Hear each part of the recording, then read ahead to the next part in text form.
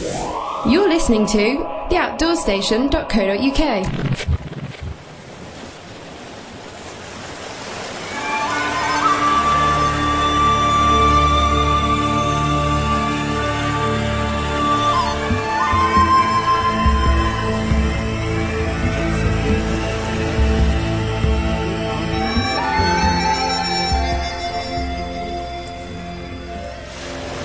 The two best books about sea kayaking, in my opinion, have been written by one man.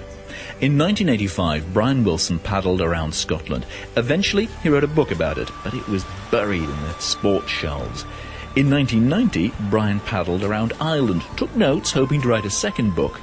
But 2 years after he returned, his first book, Blazing Paddles, was serialised on Radio 4's Book at Bedtime. Bookshops moved it into the travel section, and it became a bestseller. In 1995, Dances with Waves, the story of the island trip, was published. I'm Simon Willis, and in this podcast for SeaKayakRoutes.com, Brian tells the story of his paddling, his books, and reveals a little about his next book. I spoke to Brian at the Scottish Sea Kayak Symposium on Skye, and he doesn't go to many. No, I avoided them for years, assuming that these were just big gatherings of people who would get together and enthuse about different equipment or swap stories about what's the best paddles to have. But in fact, when you get together, it's a tremendous lift for everybody, just the enthusiasm you get in these events. And I also thought that it would be a terrible thing to be on the water with 30, 40, 50 different paddlers doing what it is that you like to do on an individual level, 2 or 3 boats at a time. And in fact, I'm just amazed at how the coast swallows up 50 boats at a time, and it isn't oppressive to be on the water with that number. So it's great to be at these events. Thinking back to, I think it was the start of your book going around Ireland, you were talking about coastlines and why they were special to you, and it made me think I'd like to know a bit more about that interface. Yeah, well, that's the key to the whole thing. I mean, that's sea kayaking, for me anyway, is a way of creeping along a coastline, or branching out and doing a big crossing and still arriving on another coastline which you can then creep around, and taking the time to explore it in a pretty close, intimate way, landing on it and cooking on it, sleeping on it, and wondering what's around the next corner. And you can do all that because of the tides and the interactions of the wildlife and whatever happens on the coast. So it's a special place. It's a high energy sort of place, where land meets the sea, and it's changing all the time. So you're not ever going to get bored of a coastline, especially not around here. And it becomes a way of life travelling around a coastline. You need to focus in on tides and weather and wildlife and resources and driftwood and whatever. And it really just soaks up all your attention. That was what you were doing today, wasn't it, the coastline thing? Liz did it with you, and she was saying she really enjoyed it. She particularly liked the food. Yeah. Yeah. What did you do? This session started off being called beachcombing. At one point it was billed as beach bumming, and it was a little bit of both in the end. A large group of people on the move, being kind of instructed to some extent in what to look for along the coastline. But that was covering a huge variety of stuff. Not only what you can eat, but how you can cook it, what people might have eaten in the past, who's lived on that coastline before us, how they used it. And really the fascinating aspect, I think, is that the early people who were using these coastlines, this set of islands, this archipelago, were travelling around in boats not much bigger than ours, with similar skills to what we're using, and with similar kind of likes and dislikes. They would have chosen a beach to land on, or launch from, with similar criteria that kayakers are looking for. Sheltered from a certain direction, or vulnerable to wind blowing up, fresh water available, easy landing, whatever. Quite amazing as well. We were out in the Garvax recently, and we went through the Grey Docks to get there, and you're watching your watch to try and get the tide just right, and just cutting it, and then you land on there and you see this monastery going back to the year dot, and you think, how on earth did they do those tides? And because somebody must have gone through there, and you've got the whirlpool just round the corner there in the Gulf of Corryvreckan. Do you get a sense of that as you're actually on the coast? Do you actually almost try to deliberately tune into that? Do you mean tune into the history? Yeah. Well, the history and the life and that rhythm as opposed to the rhythm of the sea. Well, I think the thing to remember is that these guys who would have landed and launched and used these islands and built things there and lived there and fished there and whatever, they wouldn't have ever been consulting tide tables or, going to that kind of protracted planning that we will deliberately carry out sometimes, because they were tuned into all that all the time. That was their way of life. They didn't need to look up what time the next high tide was. It was built into them. They'd get up in the morning and know that there was a high tide, and you get into that mode too on a long, extended journey. I suppose that was their watch. Yeah, well, I mean, somebody who's travelling up the coast of Scotland and is several weeks into an extended expedition stops bothering to check the tide tables, except maybe on a very specific technical piece. They'll know roughly where it's flowing to and when. You speak from experience. Yeah, I mean, you're not really going to... Do you live your life like that? No, and I miss that aspect. No, sorry. Do you live your life when you're doing the trip like that? Trip, very much so, yeah. It becomes your clock. It becomes second nature very quickly. And you'll only really resort to complicated tidal calculation if you really want to check a particular crossing or tide race. But for day-to-day travel, up on a coastline like most of the Scottish coast, it becomes ingrained very quickly. How did you get into kayaking? Kayaking probably as an answer to a question that I had as a teenager, which was just, what's the best way to travel around on water? I had a kind of desire to be able to move around on water, and I thought the best thing to do in my sort of early teens would be to get a little inflatable dinghy and put on it a tent and a sleeping bag and a dog and all the things you would want for an extended journey, and just head off in that.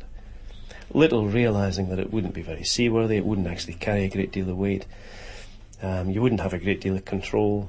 I didn't know anything about sea kayaking at that time. Sorry, pause. Where did this desire to travel around on water come from? I think, if I look back and analyse it, it comes from experiences of backpacking and cycle touring, where you either have to pedal great heavy loads up a hill or cart it on your back. And really, if you travel by water, it's all being carried by the water. If you travel on the sea, the tide's taking you. So basically it goes back to a sort of laziness. Same happened to me, age 45, but you were a bit younger at the time. Okay, unpress the pause button. You're in your rubber raft and you're discovering it's not working. Well, you have these vague ideas of how you might do things, and then somebody or something opens up to show you, no, this is what you were really meaning. And suddenly you find out there are such things as sea kayaks, which will carry your gear, be controllable, do it efficiently, do it in a seaworthy way, be faster. What age were you this time? About 14. Yeah. No, actually, it was much later. I started kayaking in about 14 on a river, but didn't really discover proper sea kayaking until I was about 18. Right. So that's why you'd already had the experience of what have you. I could paddle a kayak by that time, but it just had never occurred to me that these things existed. And you went out on the East Coast deliberately to get some surf? East Coast surf for training, yeah. For fun as well. I mean, a lot of fun in the surf there, but began to see it as a kind of rite of passage, really, that if I could learn to handle all the bigger surf that was coming through and do more than just have fun in it, but survive in it and be able to control the boat in any direction, upside down, roll out backwards, and all the kind of little tricks. I thought, well, out in the open sea, there's nothing really that's going to require a more technical response than the surf is. And I think that's the way it has turned out for me. I've never really got into a great deal of trouble on the sea in anything other than surf. Was it a big step from that to going around Scotland? Yes, I think in a way it was, because what you're learning about as you go on a long, extended solo journey is not just the technical skills of how to operate a kayak in a variety of different conditions, but it's how you personally respond to the challenges of being frightened or being cold or being lonely. And you learn a great deal about yourself. But you wouldn't have known it. Did you know any of that before you set out? Not at all. Not at all. Those were the big unknowns. I knew about the technicalities of tides and weather and possible first aid issues and all the things that any kayaking expert would recommend that you gin up on before you head out there. But, I didn't know what I would have to find out about myself. And it's really great to have had the need to find out those things in a short, concentrated way, because otherwise I may have gone through, much of a lifetime without knowing how I personally respond to being, scared out of my wits, or so kind of lonely that you don't have anybody else to bounce off the worry or the kind of indecision process. I think a lot of people might come to the same sort of understanding of themselves through a process such as being in the army or being in a war or whatever. You can achieve the same sort of knowledge of your own responses through the conditions you might meet under adversity on a solo expedition. Did that expedition heighten your... Do you want to take a drink? I'm just thinking where you're cradling it there, yes. Because you're doing all the talking, I'm sitting here sipping away on the eye of the sky below, and it's quite good, isn't it? Yeah. Okay. A pause from that serious moment there. What I was going to ask you, did that heighten your environmental awareness? Because I know you went on. I want to talk about that to really concentrate on that. Mm-hmm. But I'm wondering where that came from. Because rereading Blazing Paddles is you really get a historical almost awareness of environmental issues at the time, and many of which have changed. They have, and what I would like to do really is go and redo the Blazing Paddles journey, which it's not possible. I don't think I could go back and find the same thing again, but I'd like to redo it with a view to looking at some of the issues that came up at that time and documenting whether they've changed, what's improved, what's got worse, and what are the new issues that are facing the Scottish coast. It would be interesting to do that 20 years on and make a comparison, and it might not be a very cheerful comparison. Did that trip heighten your environmental awareness? Did it steer the other side of your life, the non-kayaking side of your life, towards an interest in the environment? Maybe to some extent. It gave me a greater knowledge of the flora and fauna of the coast, and basically how a lot of natural processes work together, a kind of better ecological awareness. But I think that probably I wouldn't have set out on that trip without a kind of a desire to know these things. So my kind of environmental awareness was probably beginning before that trip. But you ended up getting a job in that area. When you finished, when you'd done that, was that your itch scratched? When you finished Blazing Paddles, when you got around Scotland, was it a case of right time, not exactly hang up the paddle, but certainly park the big trip idea for a while? Not really, no. Really? That's what happened. Parked the big trip for a few years anyway before heading off. Could you always feel it lurking in the background? You could, I tell you, to be honest, you could feel it beginning to lurk in the background as that trip was beginning to wind down. Really? Before the trip had even finished. It's sort of feeling of, and I think the main aspect of it is that a really good way of life, the kind of on-the-move expedition way of life where things are simplified quite a bit. We talked about fear and loneliness and whatever. Those things you just take as part of the package. But the actual way of life is very simplified and very sustainable. And so as you feel it coming to a close, because your actual ETA is fast arriving, you start to think, gee, I'm going to miss this. And I wonder when next I can spark off this same process. But you did get a day job. I got a day job, and I managed to stick with it for about 5 years at that point. That was in Edinburgh, wasn't it? Well, it wasn't truly a day job. I had various seasonal jobs, all of which were very challenging, very rewarding. What sort of thing were you doing? Doing outdoor environmental work. I was a countryside ranger and a wildlife warden and a conservation field officer for a few years after that. Working with interesting places, interesting people, natural processes. And were you writing the book at the time? For the first 2 winters after coming back from the trip, I was writing the book. You only had to write it winter because you were busy the rest of the year? Exactly. Seasonal summer work, and then winters off for writing. Again, a nice process, a nice pattern, but that came to an end too. Where did this writing skill come from? Have you any idea? No. What I do know is that I set off on the Blazing Paddles journey with a very definite idea that I would write a book about it in the end. And so the journey happened in certain ways that made that possible. For example, I was keeping a pretty detailed log of the kind of things that you very easily forget. Conversations with people, expressions that came into your mind at the time, descriptions that were fresh and important and, can't be improved on later. They really relate to how you were feeling and interpreting things at the time. So... Had you done anything like that, though, writing a book? No, not really. I mean, I'd done plenty of writing. I'd just finished a degree at that point and was used to writing essays and reports and dissertations, but it's an entirely different kettle of fish to producing a narrative about a deep experience. So were you reading widely? Yeah, reading. I was very interested in the sort of folklore and legends of the coast. Stories about where...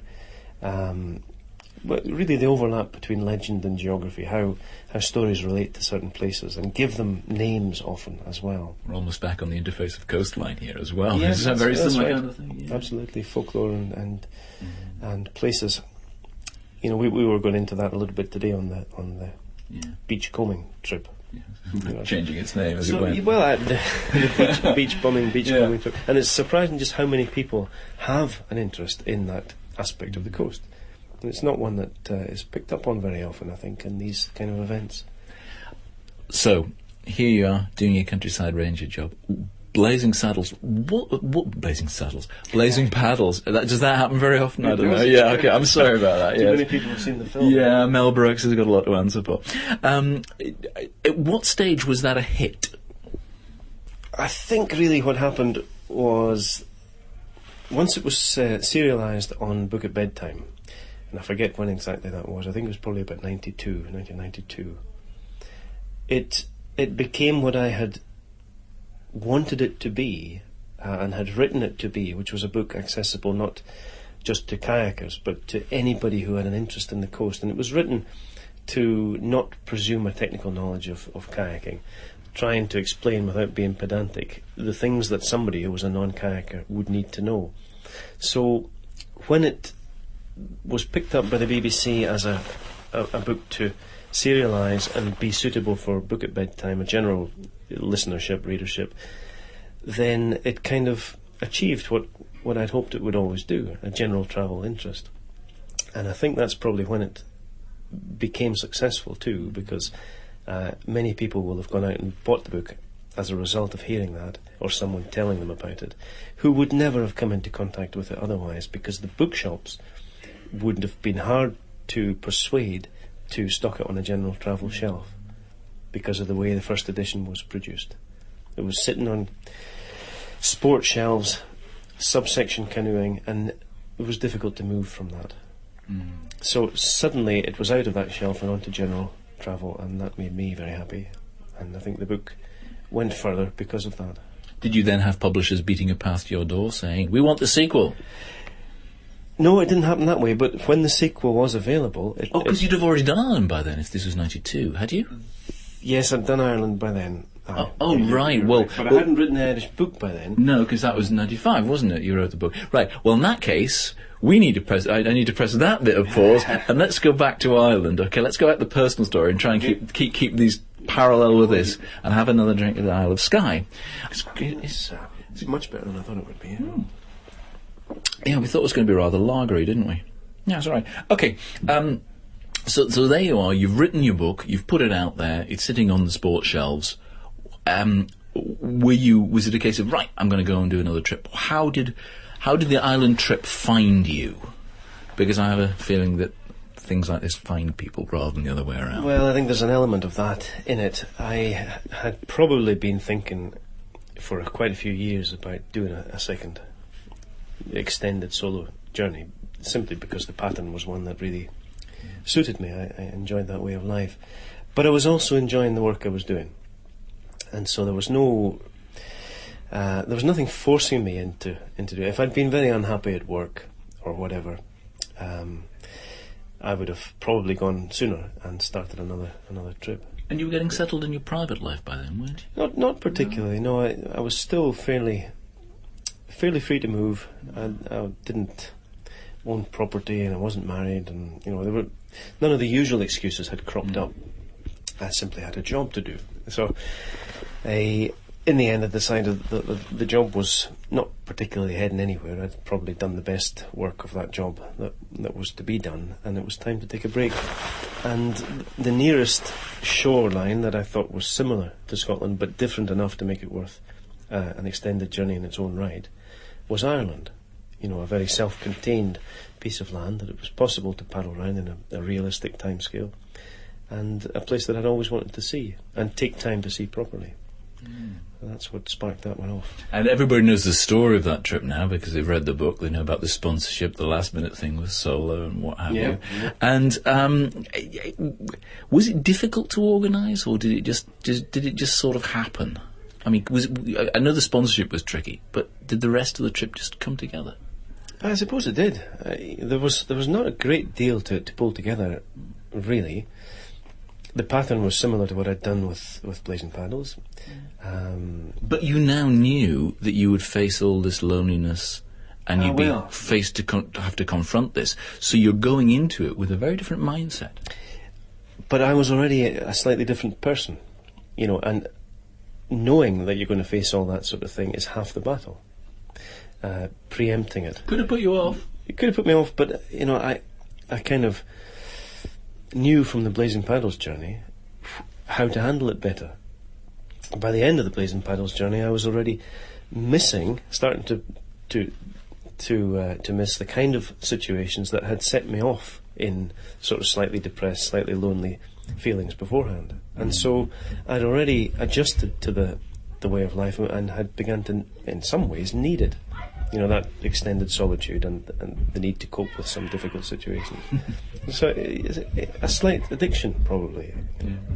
Here we are talking about extended solitude. We're at the Scottish Sea Kayak Symposium in Skye, and the noise you can hear in the background are not Brian's route. There are a whole lot of children who are, their parents are at the symposium and they're running up and down the corridors here, so we'll have to bear with that. The island trip, when that was done, and you came back from that, did you now have another book waiting for you? Had you gone into it making all the notes, knowing you were going to do another book?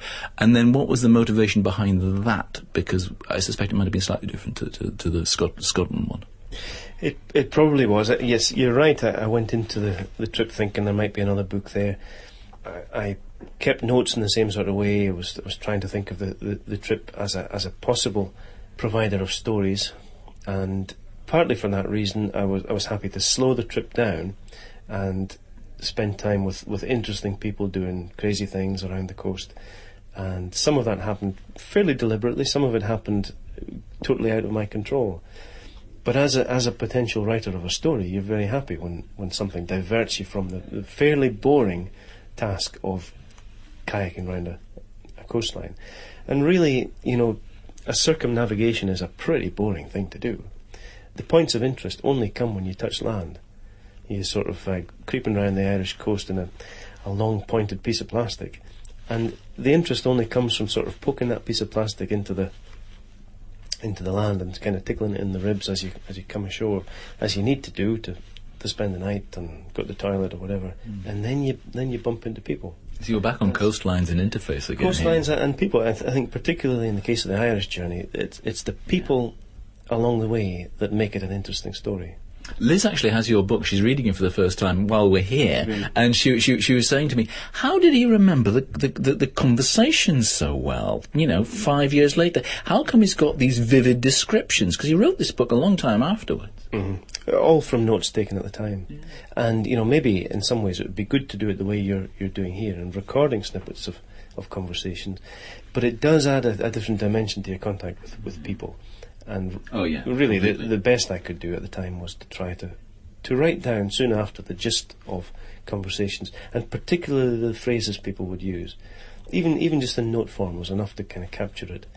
And I think it's particularly important in the case of a place like Ireland, where people are talking in a very rich and picturesque idiom the whole time that needs to be expressed exactly the way they said it. There's no point in trying to fabricate a conversation that took place, months before. You'd never get it right. It would never feel right. and especially to Irish readers who could, picture whether that sort of thing is genuine. So you got back from this, 1990. You'd quit your job, hadn't you, to go to Ireland? Mm-hmm. So what did you decide when you come back? Where were you going to, first of all? Well, it's very, very soon after that we moved up to the Highlands, my partner and I, to Ullapool from Edinburgh. And Ullapool's not the kind of place that it's easy to pick up a full-time employed type position. So I basically became self-employed doing various environment-related jobs. Like what? Well, at that time I was doing work for the Scottish Environmental Education Council, running international conservation exchange schemes and taking people on study tours around Scotland looking at conservation issues and learning a lot. And this is your degree was giving you the not qualifications? really. My degree was in philosophy, so it wasn't Okay, directly fine. relevant, but it Forgot was. that, sorry. It was directly related to work I'd done after coming back from Blazing Paddles. Right, so that gave you the experience in which you could go and work freelance. Well, freelance I suppose it was, wasn't it? Yeah. It was for a while, and then I branched into self-employed building work using natural materials. Doing a lot of natural stonework, thatching roofs with materials that hadn't been used for many years, working with old craftsmen who were getting to the end of their own sort of building careers and trying to pick up what I could from them. Building what sort of things? Building, anything from dry stone walls to reproduction, Bronze Age houses, Iron Age houses, repairing old black houses on the islands. Anything involving thatch, turf construction, stonework, lime mortars. Really great set of noise in here, isn't it? Yeah. But it's interesting because when you say building with natural materials, for a moment there I thought you were going to be saying you were doing people's semi-detached house somewhere, but it's obviously not that. It has happened, yeah. Really? But not very often. Yes. Okay, and so here we are. You're back there doing that, and in 1992, the first book serialised, and that's when someone said to you, "We need another book from you." Is that it? No, but. Got it wrong again then. By the time I'd been working away at a sort of early stage manuscript of an Irish book over that period, that sort of between 91 and 93 probably, and then our second child was due in late 94, and I thought if I don't finish this book now, it's going to be much harder over the next year or so to get this done. So there was a slight deadline imposing itself there.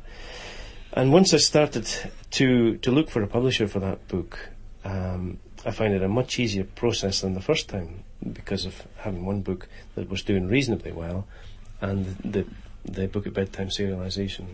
It was a good way of getting someone to at least take a look at the manuscript rather than dismissing it out of hand. And you found someone reasonably quickly, did you? Reasonably quickly. I think these things always take a little bit of time, but it wasn't as long as I'd feared it might be. Because there's a misunderstanding that some people have. Because they know the success, and certainly to them, if it's a fantastic book, they automatically assume that no problem. Here's a manuscript, right? We'll print it tomorrow, and it doesn't quite work like that. Not quite. No, it's no. I don't suppose it ever works like that, but certainly not in this case. And I was quite keen to find an Irish publisher for the book. I thought that might give it a better push in Ireland and also in America, but. Were you kayaking all this time? Yes, I was still doing bits. In fact, I was running kayak tours occasionally as part of a kind of general business portfolio. Mm-hmm. So certainly keeping in touch with kayaking. But with the success of these two books, was there ever the temptation was there ever the financial pressure from a big publisher coming up and saying, listen, you've written two classics of kayaking literature, we need you, Brian Wilson, to go off and have an adventure and write it? Or was there ever the pressure? I mean, really, have they not? Has nobody done that? No. Well, a couple of things like that have almost happened, but not quite. Really? Have you ever been tempted to write a third book? There's a third book in the offing, but the offing is quite a long way off. I've been working for a few years on ideas related to a particular theme and taking small journeys around that add up towards that same theme. and that theme is a very wide one. I don't want to say too much about it just now, but there is a third book in there, and it relates to coastal folklore and legends that have become associated with certain places, many places throughout the world. There are elements in Blazing Paddles and Dances with Waves that are relevant to that, and may be taken and put to contribute towards this. But you've paddled to some amazing places since then, because, I watched a little bit of the slideshow you did, that 10-minute one. You've been in the Azores and places like that. Never thought there might be, a chapter here, a chapter in a different place? That's how it will turn out to be. This book will be made up of snippets from different journeys taken around the world, all of which are slightly shorter than the big journeys I've done in the past, but will add up along this particular theme to a book-length exploration of similar issues. More suited to a married man with 2 children rather than going off paddle round another island. This is it. I can regularly disappear for 2 weeks, but the chance of getting away for 6 months is pretty much out of the question. Does it surprise you, the growth in sea kayaking? Just look out the window here and you see how many boats there are. I remember the first time I came here, and it astonished me, actually. Yeah, it is amazing. We've watched this happen gradually and exponentially over the years. It's growing, and it's growing faster than it ever grew before. But really, it's... Is there a downside, do you think? Well, I don't know if there is, because... someone described sea kayaking as the new hill walking, and in many ways it is, but it's hill walking without some of the problems of hill walking. And we noticed today that having 30 or 40 sea kayaks on the water seems to be an intrusive thing to do in a quiet bit of coastline, but very, very quickly is absorbed by the scale of the scenery. There are possible issues in terms of wildlife disturbance.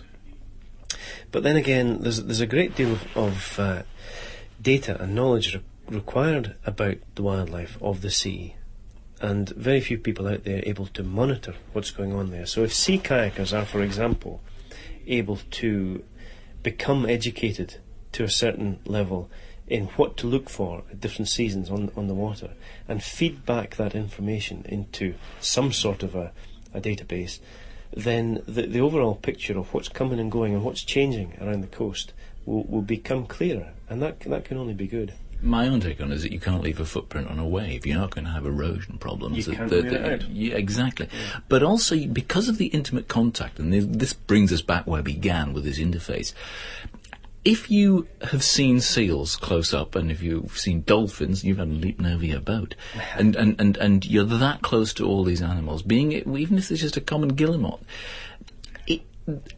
there's something there that you learn. I don't know. Is it respect? Mm-hmm. Well, I think it is. It's a concern. It's a brotherhood. If you have environmentalists working out of national parks or whatever, telling people that they ought to take care, they ought to leave no mess, they ought to respect the wildlife, it's not going to mean a great deal unless those people feel a connection with the wildlife. And sea kayakers will feel a connection and a closeness to the wildlife of the coast. So as sea kayaking grows, you have a body of people growing who are going to be vocal about things that concern that which is dear to them. The coast and its wildlife, the unspoiled places. It's an extra voice out there for the good. How does it feel having contributed to that?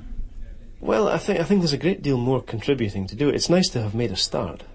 It's nice that there's a sort of a current of environmental awareness running through an event like this, which is a mass gathering of sea kayakers.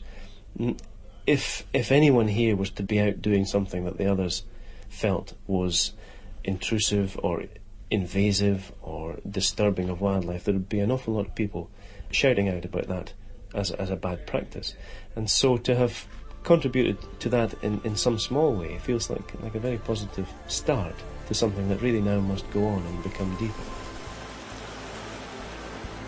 That was Brian Wilson. He later told me the third book is a while away because he first had to build a house. But Blazing Paddles and Dances with Waves are being republished in 2008.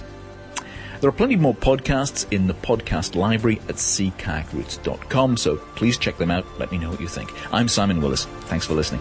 Goodbye.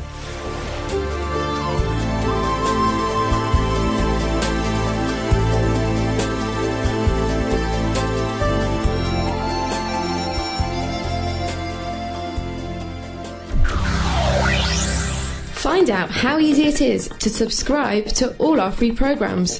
Visit our website at theoutdoorstation.co.uk.